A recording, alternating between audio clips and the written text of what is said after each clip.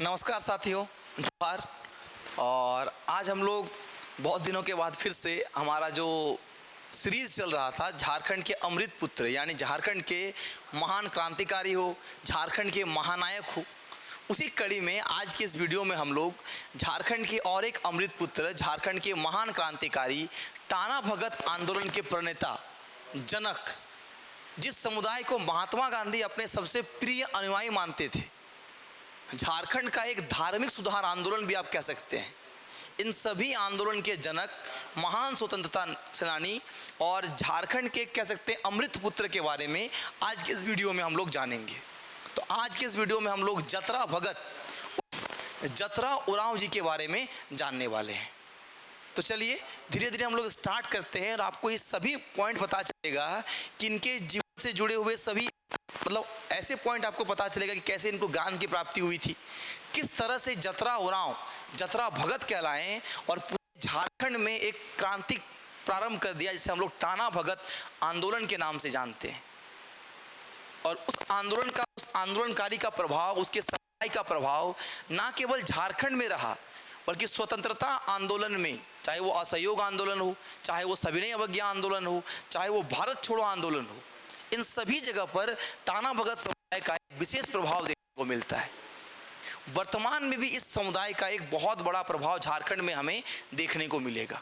तो आज हम लोग जानेंगे उस महान लीडर के बारे में, उस महान झारखंड के अमृत पुत्र के बारे में, जिन्हें हम लोग टाना भगत आंदोलन के प्रणेता, जनक, जतरा उरांव उर्फ जतरा भगत उर्फ जर्मन कैसर बाबा के नाम से भी जानते हैं। हाँ, क्या कहता है हम लोग? जतरा उरांव, जतरा भगत उर्फ जर्मन कैसर बाबा के नाम से भी जानते हैं। क्लियर? तो चलिए, तो सबसे पहले हम लोग बात करेंगे, ये हमारे देख लीजिए, महान क्रांतिकारी, टाना भगत आंदोलन के प्रणेता जतरा भगत, जिनका ये फोटो लगा दिए हैं, आप लोग देख ही रहे होंगे। तो सबसे पहले जानिएगा इनका जन्म कब हुआ, कि हम लोग एग्जाम ओरिएंटेड लेके चलेंगे और कुछ अनसुलझे कहानियों को भी जानेंगे हम लोग। सबसे पहले हम लोग जानेंगे कि इनका जन्म कब हुआ।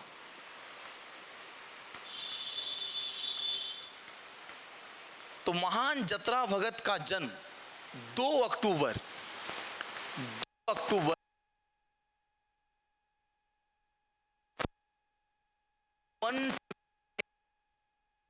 ईस्वी को हुआ।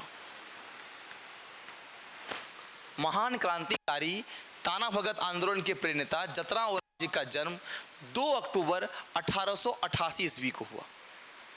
कहाँ पे हुआ? तो एग्जाम में स्थान भी पूछा जाता है, तो याद रखिएगा इनका जन्म गुमला जिले के एक छोटे से प्रखंड, एक छोटे से जगह में हुआ, जिसको हम लोग किस नाम से जानते हैं? चिंगरी नवाटोली। गुमला जिले के चिंगरी नवाटोली। क्या याद रखेंगे हम लोग? जिला कौन सा? गुमला।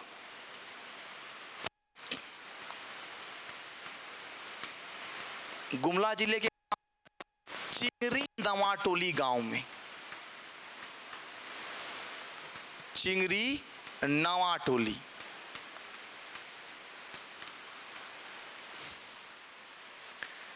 इनके पिता और माता के बारे में भी पूछा जाता है, तो लिखते चलेंगे पिता।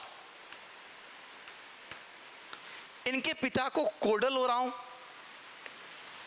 या कोहरा भगत दोनों ही नाम से संबोधित किया जाता है। याद रखिएगा इनके पिताजी का नाम क्या क्या संबोधित, कोडल उरांव या मिलेगा कोहरा भगत।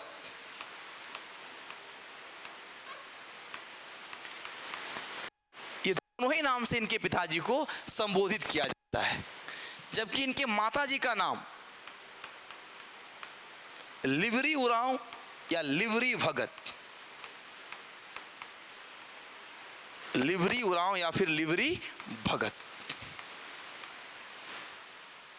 तो ये था एक सामान्य परिचय कि महान क्रांतिकारी टाना भगत आंदोलन के जनक जतरा उरांव जी का जन्म 2 अक्टूबर 1888 ईस्वी को गुमला जिले के चिंगरी नवाटोली गांव में हुआ और उसके पिता का नाम कोडल उरांव, माता का नाम लिवरी उरांव या फिर लिवरी भगत।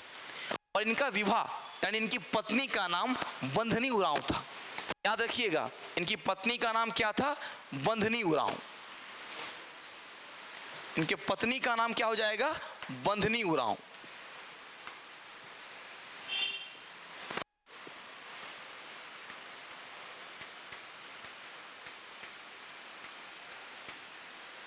बंधनी उरांव।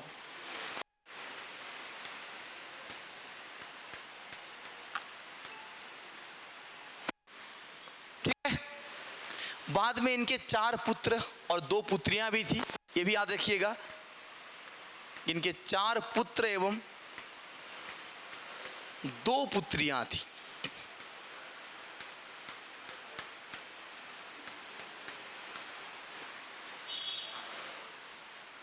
4 पुत्र एवं 2 पुत्रियां थी। लेकिन अगर हम लोग पूरे कहानी की बात करें कि इनको किस तरह से आंदोलन का स्टार्ट हुआ, तो कहा जाता है कि बचपन से ही अपने सभी सहपाठियों से ये बिल्कुल अलग थे।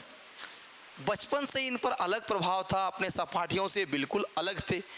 और जब बचपन में ये स्कूल जाते थे, अपने जो पाठशालाएं जाती थी, जब अपने प्रारंभिक शिक्षाएं इनका चल रहा था, ये लगातार स्नान करके, पूजा पाठ करके, यानी धार्मिक इनका जो एक आध्यात्म की ओर जुड़ाव है वो पहले से ही था।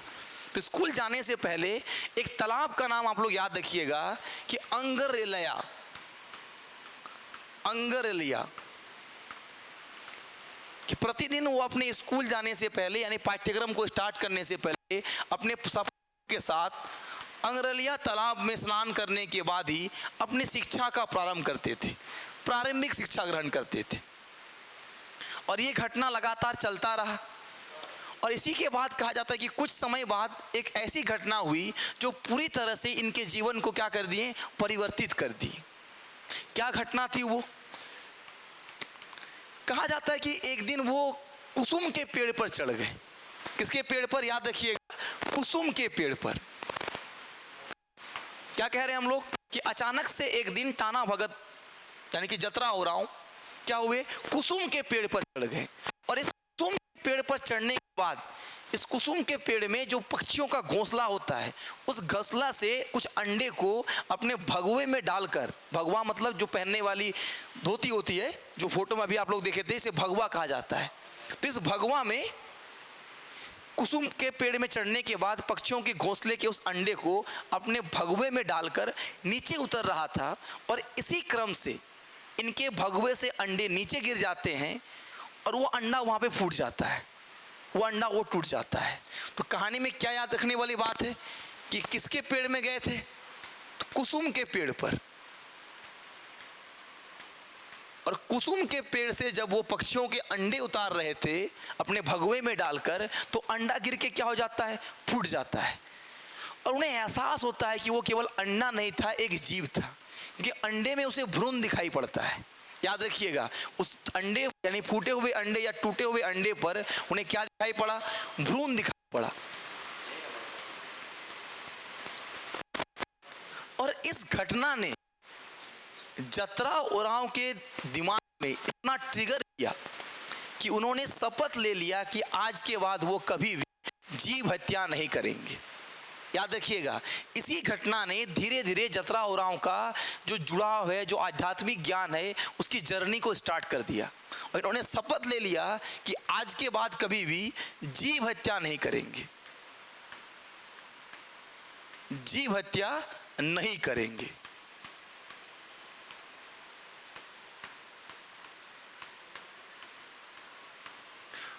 और धीरे धीरे लगातार इनका जुड़ाव अध्यात्म की ओर, जीव हत्या नहीं करना, मांस मदिरा का सेवन नहीं करना, इन सभी बातों पर आगे बढ़ता गया। फिर एक दिन समय आया और एक दिन स्नान करते समय, याद रखिएगा, एक दिन अचानक से स्नान करते समय, तो कहाँ पे? जैसे हम लोग बात करते हैं कि गौतम बुद्ध को ज्ञान की प्राप्ति हुई थी, तो उसी तरह से एक दिन अचानक से स्नान करते समय इन्हें एक तालाब है, ये स्नान कर रहे थे, का नाम है जुर्दा कोना तालाब। अपने ही घर के पास एक तालाब में, इसका नाम है जुर्दा कोना तालाब में स्नान करते समय इन्हें अचानक से एक अद्भुत दृश्य दिखाई पड़ा।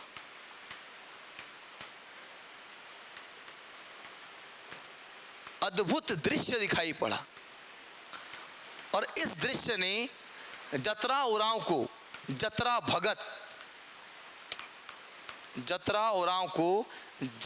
भगत के रूप में स्थापित कर दिया। इन्होंने सभी लोगों से कहा, दृश्य में उन्होंने साक्षात धर्मेश का दर्शन हुआ है, क्योंकि आप जानते हैं कि उरांव समाज का सबसे बड़ा देवता या प्रमुख देवता कौन होता है? धर्मेश होता है। उरांव समाज का सबसे प्रमुख देवता कौन होते हैं? धर्मेश होता है। तो इन्होंने कहा कि इस दृश्य में उन्हें साक्षात धर्मेश का दर्शन हुआ और धर्मेश के ही कहने पर वो धीरे धीरे अपना एक समुदाय बनाए, अपना एक धर्म का प्रचार प्रसार कराएं और वही आगे चल के क्या कहलाया? टाना भगत कहलाए। तो इन्हीं के इस अद्भुत दृश्य के बाद जतरा उरांव जतरा भगत बने और उन्होंने लोगों को कई सारे, अपना जो फॉलोअर्स होते हैं उनको कई सारे क्या बातें बताई कि आपको क्या नहीं करना चाहिए, किस तरह से आपको सोसाइटी में रहना चाहिए, किस तरह से आप एक अच्छे जीवन व्यतीत कर सकते हैं। और इसी से स्टार्ट हुआ टाना भगत आंदोलन। क्लियर? तो हम लोग कुछ ऐसे पॉइंट को लिखेंगे जो टाना भगत यानी जतरा उरांव जी के क्या थे, मतलब फॉलोअर को मानने के लिए उन्होंने कहा था। तो लिखिए कि इस घटना के बाद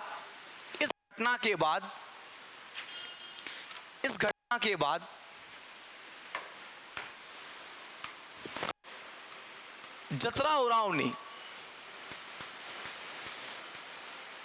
यानी जतरा उरांव की जगह क्या लिखेंगे हम लोग? जतरा भगत ने कई उपदेश दिए। उनमें से सबसे पहला क्या था? एकेश्वरवाद को अपनाना, यानी धर्मेश को अपनाना, प्रकृति को अपनाना, यज्ञोपवीत धारण करना, यज्ञोपवीत धारण करना,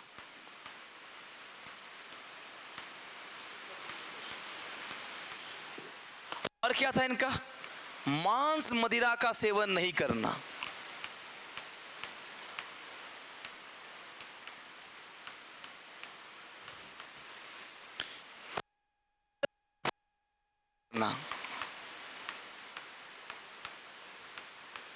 किसी भी प्रकार का जीव हत्या नहीं करना, अहिंसा पर बल दिया था इन्होंने।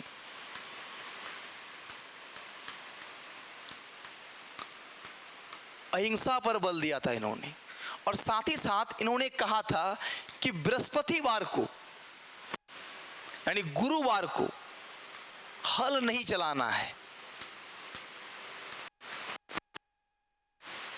ये पॉइंट जरूर नोट डाउन कीजिएगा, बृहस्पतिवार को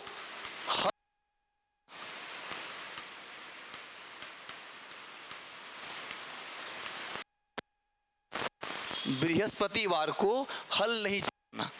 इसके अलावा और क्या कहा था इन्होंने? अपने घर में तुलसी चौरा को स्थापित करना। याद रखिएगा, अपने घर में तुलसी चौरा और सफेद झंडा,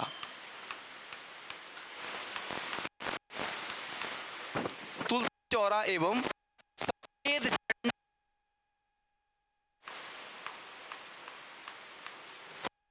अपने घर में तुलसी चौरा एवं सफेद झंडा स्थापित करना। ये सब इसके क्या थे? एक तरह से उपदेश मान सकते हैं आप। साथ ही साथ बैठ बेगारी नहीं करना, फ्री में अंग्रेजों या जमींदारों के घर में काम नहीं करना। क्या नहीं करना? बैठ बेगारी करना।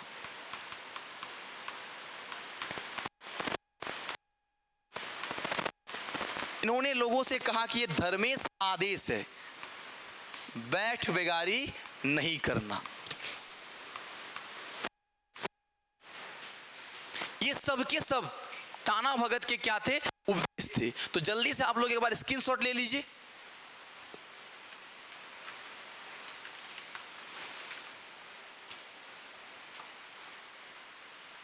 ओके, तो इस सारे उपदेश के बाद जो सांस्कृतिक धार्मिक सुधार आंदोलन उरांव संप्रदाय में स्टार्ट हुआ, टाना भगत आंदोलन कहलाया। इन सभी उपदेशों को मानने वाले उरांव समुदाय क्या कहलाएं? टाना भगत कहलाएं। जतरा और सारे कहलाएं। याद रखिएगा, दौरान जतरा उरांव यानी जतरा भगत को जर्मन कैसर बाबा भी कहा जाने लगा। क्या कहा जाने लगा? जर्मन कैसर बाबा। इस उपनाम भी आप लोग याद रखिएगा, जर्मन कैसर बाबा, लोगों का मसीहा जर्मन कैसर बाबा।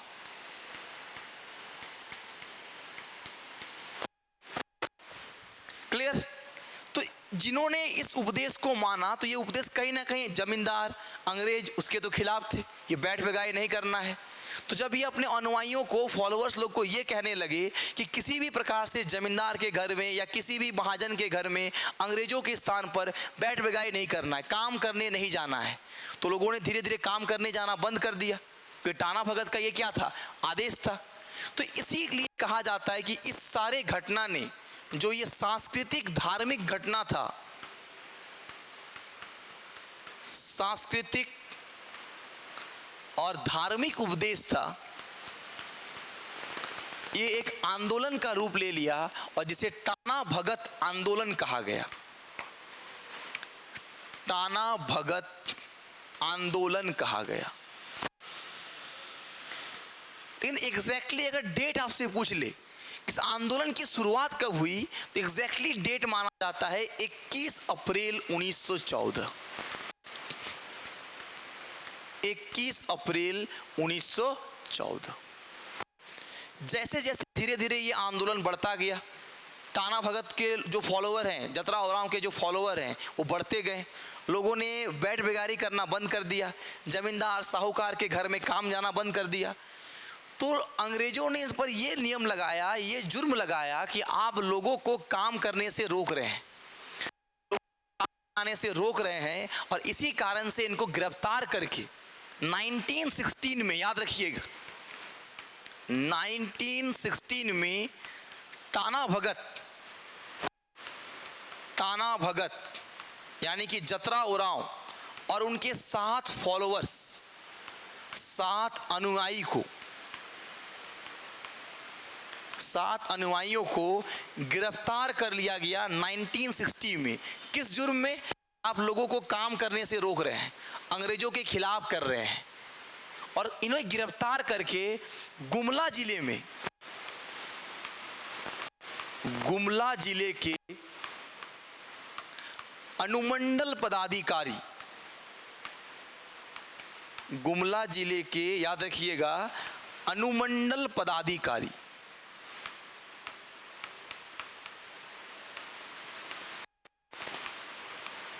गुमला जिले के अनुमंडल पदाधिकारी के कचहरी में इन लोगों को स्थापित किया गया, मतलब रखा गया, स्थापित नहीं किया गया उसको, मतलब उस जगह पर पेश किया गया।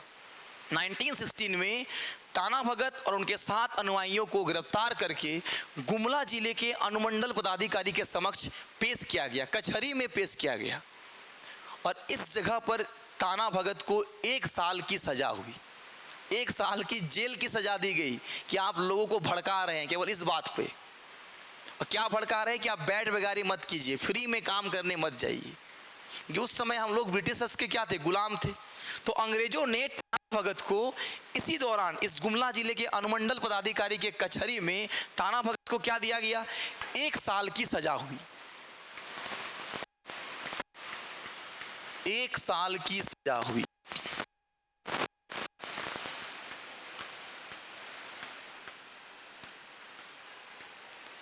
और इस 1 साल के दौरान इन्हें रांची में रखा गया।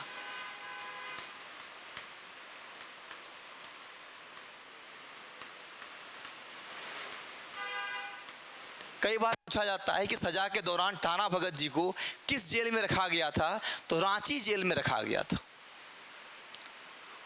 और कुछ दिनों के पश्चात यह कहकर छोड़ दिया गया कि आप बाहर निकलने के बाद क्या रखेंगे? शांति बनाए रखेंगे, लोगों को काम करने से नहीं रोकेंगे। यानी शांति बनाए रखने के बातचीत को करते हुए इनको कुछ दिनों के बाद छोड़ दिया गया। लेकिन जेल में इनके साथ इतनी प्रताड़ना हुई कि जैसे ही जेल से उनको छोड़ा गया उसके 2 महीने के अंदर उनकी क्या हो गई? मृत्यु हो गई। याद रखिएगा, जेल से रिहा होने के 2 महीने के भीतर जेल से रिहा होने के 2 महीने के किया था, बाहर निकल शांति बनाए रखेंगे, अंग्रेजों के खिलाफ कुछ नहीं कहेंगे। तो जेल से रिहा होने के 2 महीने के भीतर ये क्या हो गए, इनकी मृत्यु हो गई। कहा जाता है कि जेल में मिली प्रताड़ना के कारण ही इनकी क्या हो गई, 2 महीने के भीतर मृत्यु हो गई। 1917 में इनका मृत्यु हो गया।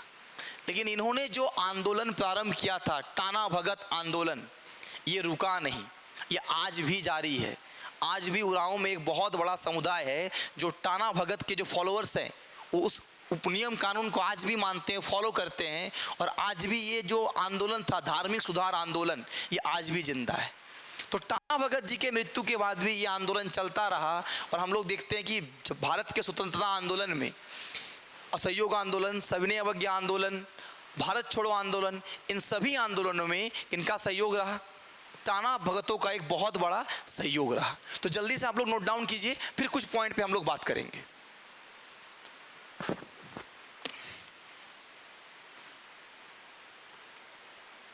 ओके,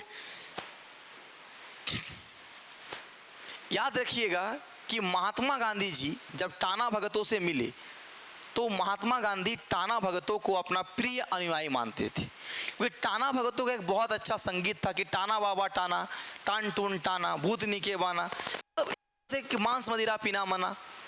तो एक बहुत अच्छे संगीत थे जो महात्मा गांधी को भी बहुत प्रिय थे। इसी कारण क्या याद रखिएगा कि महात्मा गांधी जी ने, हमारे राष्ट्रपिता महात्मा गांधी जी ने टाना भगतों को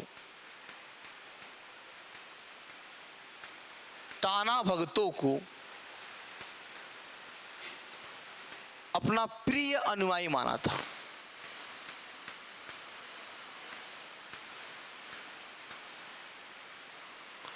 प्रिय अनुयायी माना था। और जो ये टाना भगत आंदोलन हुआ, पूरे टाना भगत एक नेतृत्वकर्ता का जरूर आप नाम याद रखिएगा, जिन्होंने टाना भगत आंदोलन में बहुत बड़ा योगदान निभाया था। उनका नाम था देवमनिया। कि टाना भगत आंदोलन में प्रमुख महिला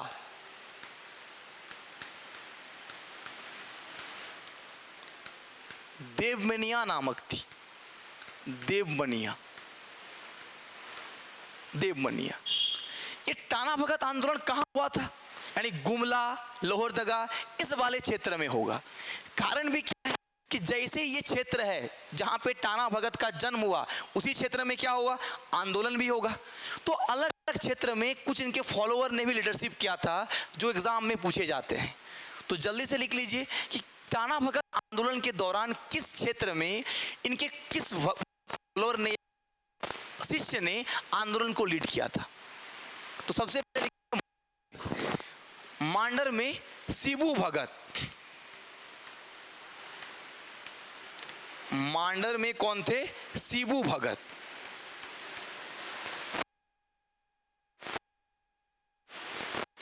एग्जाम में आपसे पूछ लेगा कि मांडर में टाना भगत आंदोलन का नेतृत्व कौन कर रहा था, शिबू भगत। कौन कर रहा था, शिबू भगत। घाघरा में बलराम भगत। घाघरा